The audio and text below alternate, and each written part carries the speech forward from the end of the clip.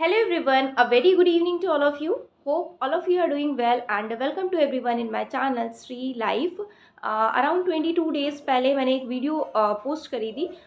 उसमें seated related strategy share की थी। ठीक है, आप सभी ने बहुत लाइक किया है उसको, बट स्टिल उसमें बहुत ज़्यादा लाइक कमेंट्स आ रहे थे आपके कि क्या स्ट्रेटजी होनी चाहिए मैम प्रॉपर, कैसे हम सीटेड को क्रैक करें। अभी से स्टार्ट कर रहे हैं, टाइम मैनेजमेंट को लेकर, PYQ को लेकर बहुत सारे कमेंट्स आ रहे हैं। ठीक है, तो मैंने रिप्लाई तो कर दी है, बट एक डेडिकेटेड वीडियो के थ्रू भी मैं आपको बताऊंगी। और अभी से अगर आप प्रिपेयर कर रहे हैं, लाइक 22 से 23 दिन भी बच रहा है, तो एक स्ट्रेटजी क्या होनी चाहिए, क्या अप्रोच होनी चाहिए कि आपका आराम से फर्स्ट अटेम्प्ट में आराम से क्लियर हो जाए। और प्लीज़ ये वीडियो उन्हीं के लिए है जिनका 1 2 3 नंबर से रह रहा है कई बार से। जिनका क्लियर है उनके लिए वीडियो नहीं है, वो मत देखें वीडियो। जिनका नहीं क्लियर है उनके लिए। ठीक है, सो लेट्स स्टार्ट। के क्वेश्चंस आ रहे थे PYQ को लेकर के, तो मैंने एक बुक देखी है। ठीक है, आप इस बुक को देख सकते हैं, ओसवाल की बुक्स हैं। ठीक है, अब ये इसमें इसकी क्वालिटी मैं आपको बताना चाहूँगी। तो देखिए, आपको सभी को पता है ऑफलाइन पेपर है, तो आप ऑफलाइन प्रैक्टिस करेंगे तो आपके लिए बहुत ज़्यादा बेनिफिशियल रहेगा। तो 15 सॉल्व पेपर इन्होंने दे रखे हैं, 2013 से 23 तक की सारे पेपर्स हैं। ठीक है, जो रिसेंट में भी हुआ है और जितने ऑनलाइन हुए वो सब कुछ इन्होंने दे रखा है। और इम्पॉर्टेंट बात ये है इम्पॉर्टेंट बात यह है कि इसमें इन्होंने एक ट्रेंड एनालिसिस भी कर रखा है, जो कि मुझे बहुत अच्छा लगा, कि जिससे हमें एग्जैक्ट आइडिया हो जाए।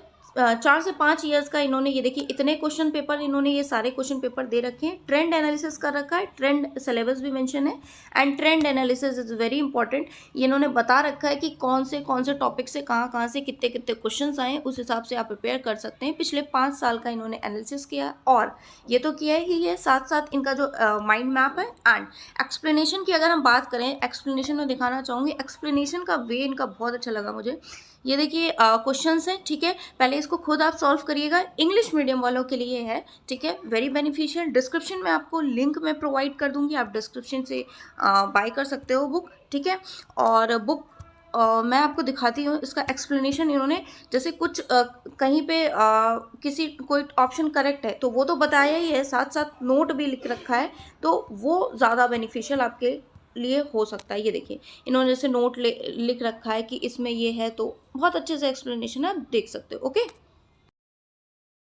ना, अब देखिए आप सभी को पता है कि क्या, अब हमें डिसाइड करना है क्या करना है क्या नहीं करना है। ओके, तो टाइम मैनेजमेंट को लेकर के सवाल आ रहे थे। पिछली बार टाइम मैनेजमेंट की वजह से ही बहुत ज़्यादा बच्चों को पेपर सॉल्व करने में प्रॉब्लम आई। आप सभी को पता है कि 2.5 घंटे का आपका पेपर होना है। आपके रूम में वॉच लगा होगा। ठीक है, एक सेक्शन को 30 मिनट से ज़्यादा आपको नहीं देना है। 30 मिनट बाद आपको वो सेक्शन छोड़ के दूसरे सेक्शन पे स्विच ऑन कर देना है। ठीक है, अब आपको करना ऐसे है कि 30 मिनट में भी आप 20 से 25 मिनट या 20 मिनट में ही आप क्वेश्चन सॉल्व कर लीजिए। पेपर पे ही कर लीजिए, पेंसिल से जरा जरा से टिक कर लीजिए। एक सेक्शन आपने 30 मिनट में पढ़ के उसे पेपर पेंसिल से ऐसा ऐसा टिक कर लिया। ठीक है, उसके बाद 5 मिनट में या 10 मिनट में जितनी आपकी कैपेसिटी हो आप उसे बबल्स भर लीजिए। ठीक है, फिर नेक्स्ट सेक्शन पे मूव ऑन कर लीजिए। ऐसे आपका टाइम मैनेजमेंट अच्छा हो जाएगा। ओके, नेक्स्ट बात ये है कि अभी आपको PYQ लगाना है। PYQ लगाना बहुत ज़्यादा इंपॉर्टेंट है, और मैं प्रेफर करूँगी कि आप किसी बुक्स से लगाएं। मैंने भी बुक से लगाया था।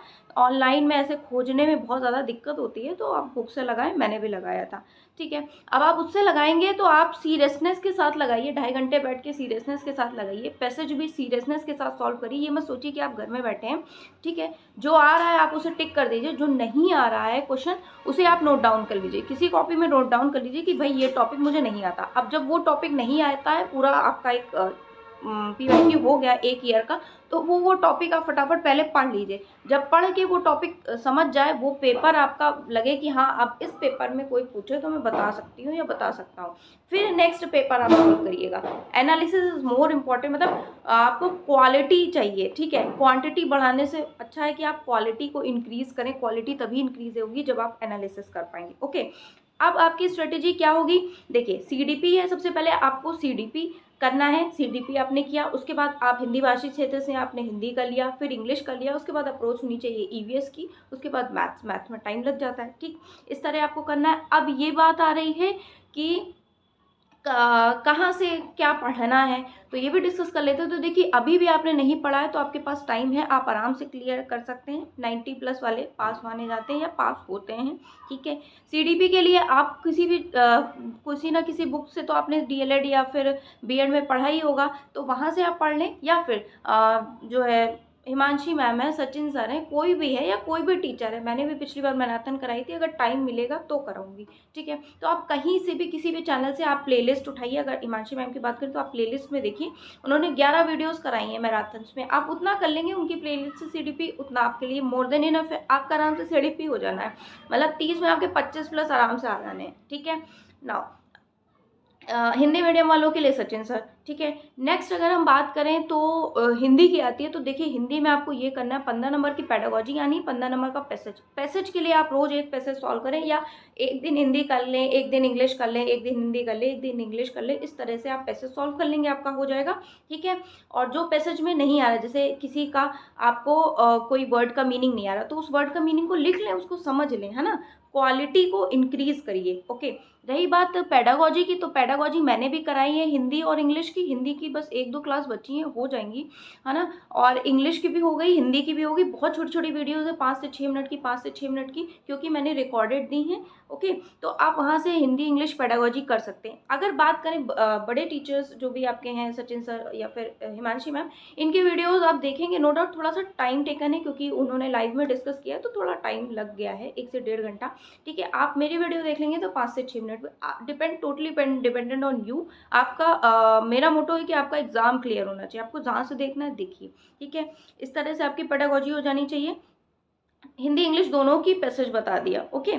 और रही बात ईवीएस की, तो ईवीएस के लिए एनसीईआरटी 3 to 5 की समरी आप पढ़ लीजिए। अब ये समरी कहाँ मिलेगी, आप उस पर देख लीजिए, लेट्स लर्न हिमांशी सिंह, उन्होंने प्लेलिस्ट पे मेंशन कर रखा है ईवीएस का, ठीक है। तो क्रिप्स है, आप पढ़ सकते हैं वहाँ से, ठीक है। नेक्स्ट अगर हम बात करें तो एक फ्री नोट्स भी दे रखे हैं उन्होंने अपने टेलीग्राम पे, तो आप वहाँ से पढ़ सकते हैं। अगर मेरी हिंदी इंग्लिश पेडागोजी पढ़ेंगे तो मैंने नोट्स दिए हैं, लास्ट में एक कंपाइल करके मैं पूरा दे दूंगी, डे बाई डे भी मैंने दिया है। हिंदी इंग्लिश पेडागोजी की बात करूँ ना। अब बात आती है मैथ्स की, तो मैथ्स में आप पीवाईक्यू लगाएंगे ना, तो पीवाईक्यू से आप जितने टॉपिक्स आ रहे हैं वही वही टॉपिक्स आप पढ़ लीजिए मैथ्स में, ठीक है। बहुत ज़्यादा किताब अभी बनाने का टाइम नहीं है कि आप बहुत ज़्यादा किताब लेके उसको क्वेश्चंस पूरा सॉल्व करें, बनाते रहें, तो इस तरह मैथ्स ना बनाएं। पीवाईक्यू से बनाएं मैथ्स, और जो जो टॉपिक आ रहे जैसे नंबर सिस्टम है, परसेंटेज है, प्रॉफिट लॉस है, ये सारी चीज़ें हैं, हल्के हल्के से चैप्टर्स, 15 ही क्वेश्चन आने हैं, 15 पेडागोजी, यानी पेडागोजी टीचिंग स्किल आपकी अच्छी है, और थोड़ा सा पेडागोजी मैथ्स की भी देख लीजिएगा, 15 नंबर की आनी है किसी भी चैनल के थ्रू, ठीक है ना। पेपर 2 पे अगर स्विच ऑन करते हैं, पेपर 2 की बात करते हैं, तो SST 6 to 8 as it is आपका 40 नंबर का उसका कंटेंट आना है, तो उसमें क्या करना है, और 60 नंबर की टोटल आनी है, 40 नंबर के आपके एनसीईआरटी का आ गया, 20 नंबर की पेडागोजी आ जानी है।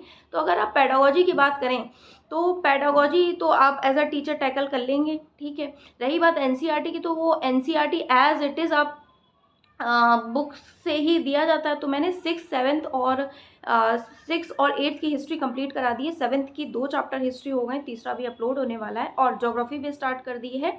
और मैं श्योर करती हूँ कि 12 से 15 जनवरी तक मैक्सिमम टू मैक्सिमम आपकी पूरी एसएसटी कंप्लीट हो जाएगी। कंटिन्यू क्लास आ रही है, आप देख सकते हो चैनल पे, तो एसएसटी आप मेरे चैनल से कर सकते हो पूरी फुली, आपकी वहाँ से बाहर नहीं जाना है, 50 प्लस मार्क्स आराम से आ जाएंगे आपके, ओके। तो एसएसटी की बात होगी। अब रही बात साइंस मैथ वालों की, तो आप अगेन किसी चैनल से साइंस मैथ कर सकते हैं, ओके। साइंस मैथ लाइक एक चैनल और है प्यूपल टीचर करके, आप वहाँ से देख सकते हैं, या किसी और चैनल से आप देख सकते हैं साइंस मैथ के लिए, ओके। तो ये सब कुछ आपके एक अप्रोच होनी चाहिए, एक स्ट्रेटेजी होनी चाहिए, और मैं यही बोलूँगी आप पीवाईक्यू किताब से लगाएंगे, तो किसी भी किताब से आप लगाते हैं तो उसको एनालिसिस करिए, फिर दूसरे पे मूव ऑन करिए, और एक सीक्वेंस में, जैसे उन्होंने प्रैक्टिस सेट में जैसे 2013 से 23 तक है, तो 13 को पहले सॉल्व करिए, 13 वाला सॉल्व हो गया, एनालिसिस कर लिया, फिर 14 पे मूव ऑन करिए, ऐसा नहीं पीछे से करते हैं, तो आप डीमोटिवेट हो जाएंगे, क्योंकि पहले पेपर हल्के आए हैं। अभी के पेपर जो हुआ है, अभी देखिए अगस्त वाला पेपर उठा के, तो आपको खुद ही एनालिसिस हो जाएगा कि कितना अच्छा लेवल का पेपर आया। तो एक वे से करिए, आपका जब लगेगा कि हाँ 13 वाला किया, फिर आगे का किया, फिर आगे का किया, तो आपके अंदर एक मोटिवेशन भी आ जाएगा, और आप डीमोटिवेट भी नहीं होंगे, मार्क्स भी अच्छे आएंगे। यही कुछ स्ट्रेटजी है, इसी तरह आप फॉलो करके अपना एग्ज़ाम को क्लियर कर सकते हैं। सभी ने किया, मैंने भी किया, आप भी ऐसे ही कर सकते हैं। और ना यही कुछ इन्फॉर्मेशन थी। So it was in this video, meet you in my next video. अगर फिर भी आपकी कोई क्वेरी रहती है तो आप बताइएगा, मैं उसे सॉल्व करने की कोशिश करूँगी कई हद तक, जैसे कि किया है।